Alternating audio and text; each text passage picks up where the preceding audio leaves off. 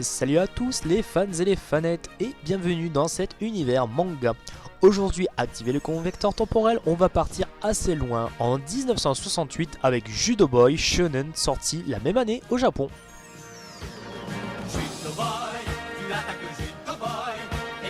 Alors Judo Boy, je conçois, c'est une série un petit peu vieille et pas très connue, ce qui est normal. Judo Boy en fait est un manga constitué d'un seul tome. C'est pas des blagues, hein, il n'y a vraiment qu'un seul tome qui a été prépublié en 1968 au Japon et en 2014 en France, vous voyez le grand écart. Mais la popularité de Judo Boy, elle s'est faite surtout via sa série télévisée. Une série qui contient 26 épisodes et qui a été diffusée à partir de 1969 au Japon. Il faudra attendre 15 ans plus tard, même plus, puisque en France, Judo Boy fut diffusé à partir de 1985 sur l'ancienne chaîne Antenne 2 sur l'émission Récréa 2. Alors concernant le manga en question, il s'agit d'un shonen d'aventure et de sport de combat, comme vous l'aurez deviné. La série a pour héros Sanshiro, un jeune garçon pratiquant les arts martiaux, adepte du jujitsu et du kung-fu, qui parcourt le monde en moto en quête de l'assassin de son père.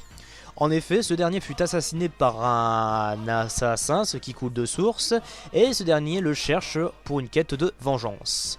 Il est accompagné malgré lui par un jeune orphelin, Kenbo donc au Japon, et du chien de celui-ci, Bobo. Le seul indice qu'aura notre héros, donc Sanshiro, c'est un œil de verre laissé près du cadavre de son père. De ce fait, il est à la recherche d'un borgne et expert en arts martiaux aussi, ce qui fait que c'est un petit peu compliqué vu que pas mal de personnes sont susceptibles d'être borgnes. Cependant, lorsqu'il affronte ses adversaires, Sanshiro a la particularité de revêtir son fameux kimono gris, confectionné par sa propre mère. Bon, tout ça c'était pour l'histoire, c'est pas très inspiré, c'est pas très profond, mais c'est simple, c'est clair et c'est net. Faut savoir aussi que Judo Boy est une série qui ressemble pas mal aux séries un petit peu plus récentes telles que Dragon Ball ou encore Ken le Survivant. On y retrouve l'archétype du jeune homme malgré lui qui part à l'aventure à travers toute la planète et qui affronte des adversaires qui sont de plus en plus forts, qui feront que ce dernier devient de plus en plus talentueux et de plus en plus puissant. La série animée fut un certain succès en France, mais fut peu rediffusée. Pour cause, les graphismes et l'animation qui ne sont pas très poussés. Bon, faut se remettre dans le contexte de l'époque, on est fin années 60, début des années 70, en termes de dessin animé, ce n'était pas tip top. Cependant, le succès ne fut pas sur un point de vue esthétique, mais fut sur un point de vue narratif, puisque l'histoire, comme je l'ai dit, elle est très simple, mais elle est hyper intéressante. Pour faire court, chaque épisode est unique. Chaque épisode est constitué d'un lieu différent, d'un scénario différent, d'une ambiance différente, d'un nouvel ennemi différent, etc. Chaque épisode en fait a son lot de surprises. En plus, la série et le manga par ailleurs ont la particularité de nous transporter dans des décors, dans des endroits très différents et très originaux, que ce soit les États-Unis, le Japon, le Mexique, la Chine, la France, bref, le monde entier est parcouru, et ça c'est plutôt sympa. Pour terminer, il faut noter que la version française à l'époque était tout simplement excellente ou savoureuse. Elle l'était même d'un certain côté bien mieux que la version originale, ce qui est paradoxal puisque de nos jours c'est souvent l'inverse.